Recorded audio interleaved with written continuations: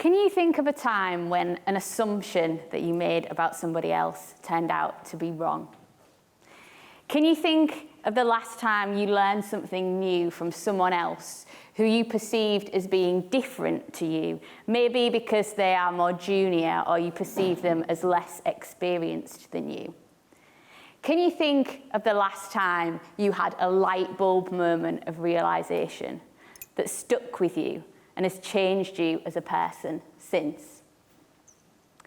I wonder how easy or difficult you found it to think of examples to answer those questions.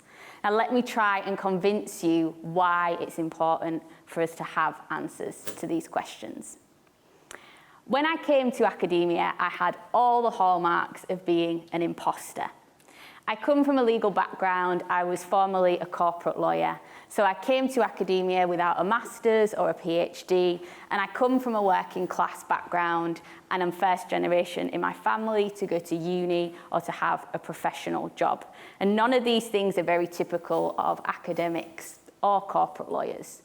So since I left my hometown of Hull, almost 14 years to the day, I've existed in a lot of spaces where I haven't felt like I truly belonged, where I didn't fit a mold that seemed to be expected of me, where I struggled to be my authentic self.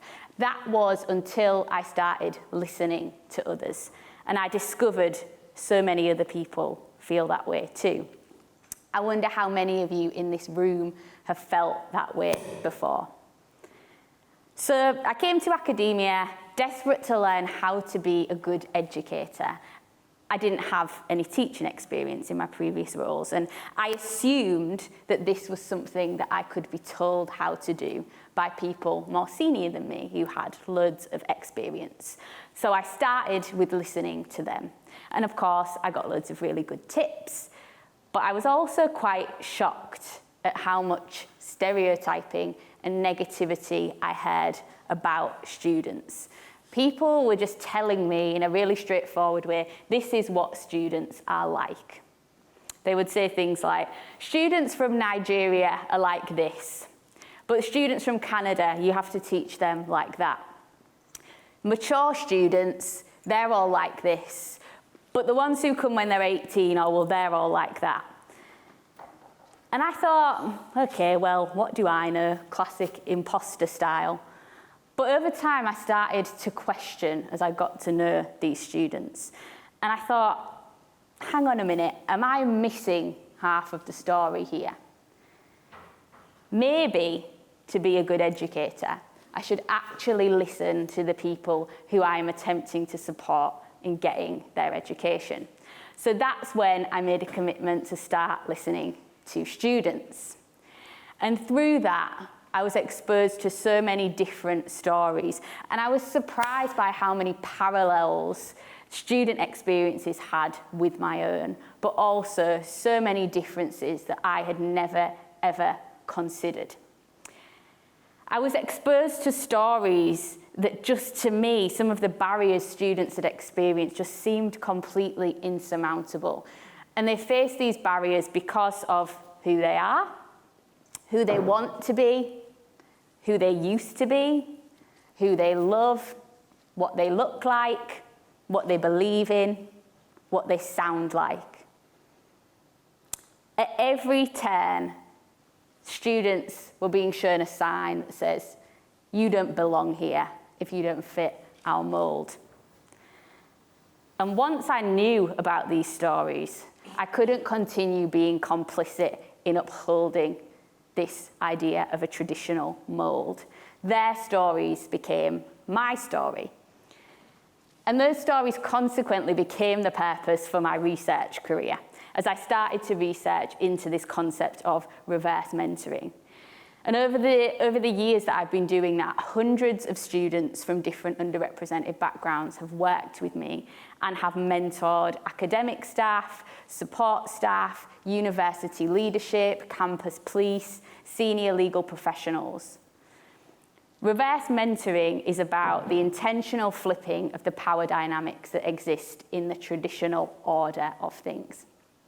So in the student-teacher relationship, the teacher becomes the mentee, i.e. the person who has much to learn and to gain by understanding the lived experience expertise of their students. And it puts the student in the position of mentor, being the expert.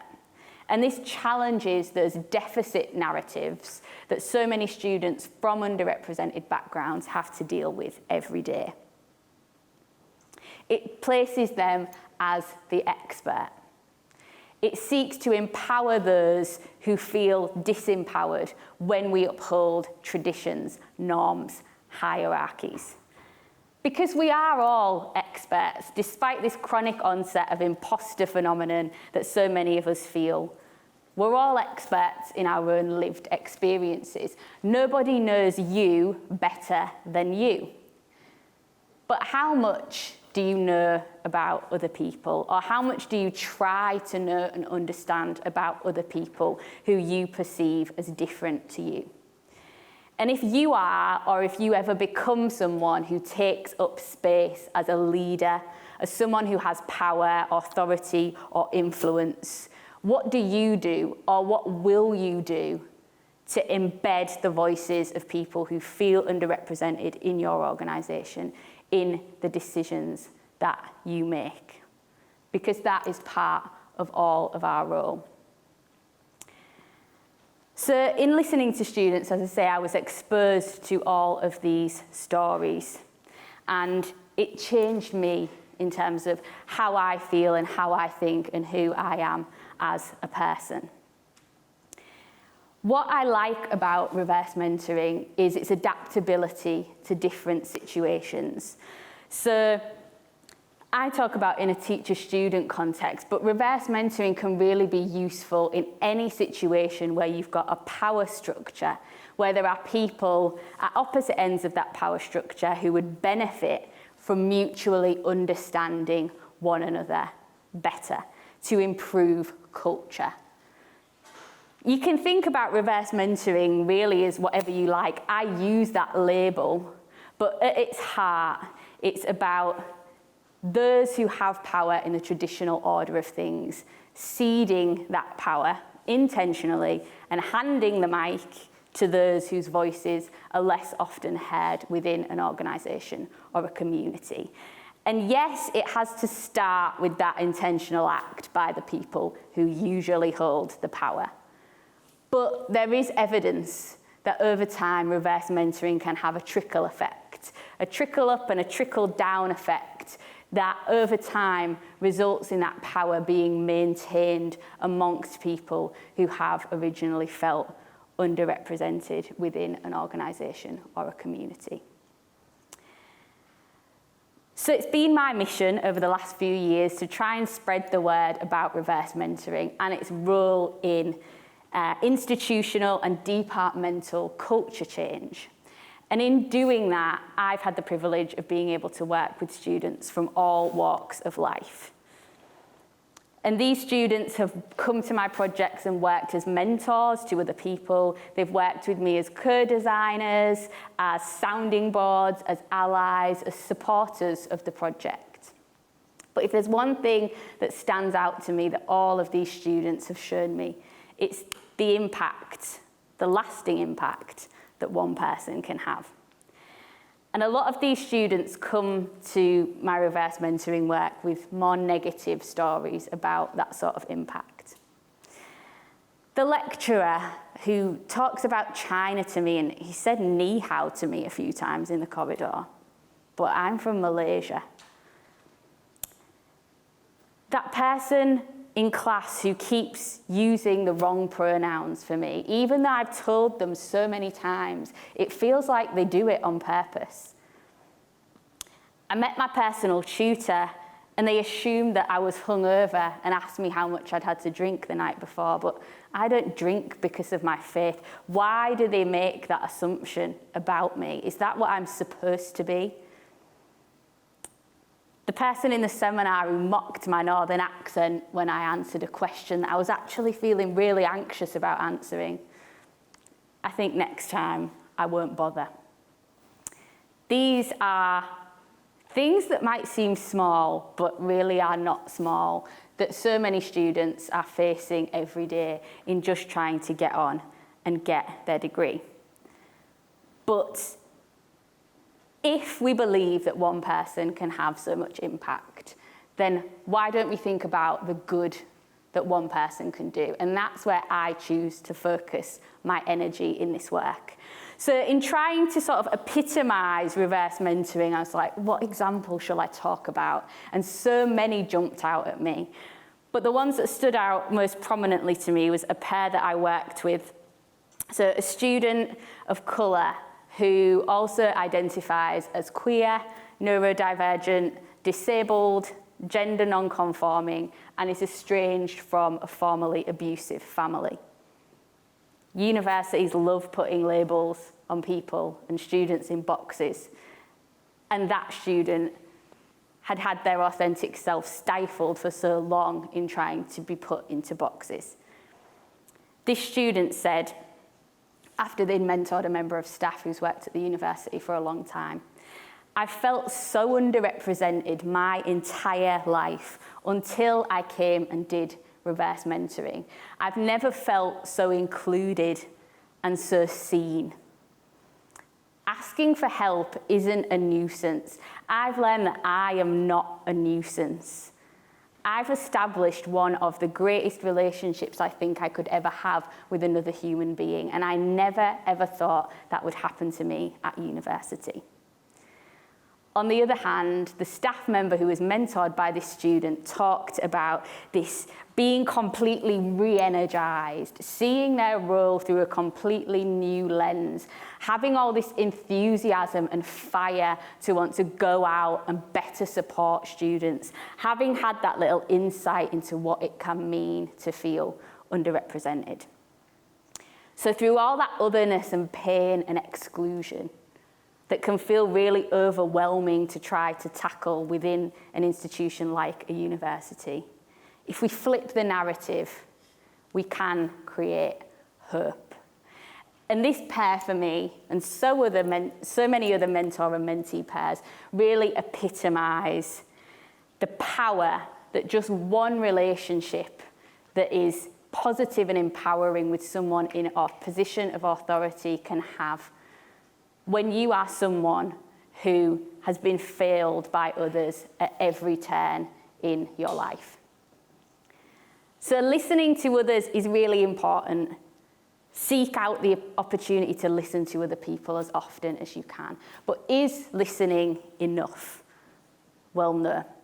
If we just listen, and we are the ones that have asked people to come and share their vulnerability, their potential trauma, and we don't do anything in response, we are part of the problem. Just listening is a trap. And that's why it's so important that initiatives like reverse mentoring have a clear purpose for both the mentor and the mentee. Reverse mentoring is a vehicle towards action, and it's the action that we have to focus on. So a project that I'm working on currently, underrepresented students mentoring staff leaders, but through that, they are together co-creating proposals to develop personal tutoring institutionally at the university. Together, as mentors and mentees, we become micro-communities of underrepresentation. We are catalysts for change, and underrepresentation becomes power within those micro-communities. But if listening without purpose is a trap, then having purpose but no intention to change is an even bigger trap. So if you are someone who has power, influence, leadership, and you ever get an opportunity to do reverse mentoring or something similar, ask yourself, are you willing to change? I know it can be difficult if you think you are an expert or a leader to admit that there are things that you don't know, but there are a lot of things about others that you don't know and understand. So ask yourself, are you willing to be called out? Are you willing to be part of conflict? Are you willing to be emotionally challenged? And if you're not, take a step back and ask yourself why, because you've got some pre-work to do. So I'm going to go back to those questions I asked you at the beginning, but I'm going to reframe them to look forward instead of looking back. And I'm going to ask, how might you? How might you create situations where the assumptions that you hold about others can be changed? How might you create situations in which you can regularly learn from and empower people who you perceive as different to you? How might you bring your community together to create light bulb moments of change that improve the culture within your organisation or community? You might try reverse mentoring, you might try something else, but whatever you do, think about how you hear and amplify the voices of the people that feel underrepresented within your organisation or your community. And think about what your role is in that.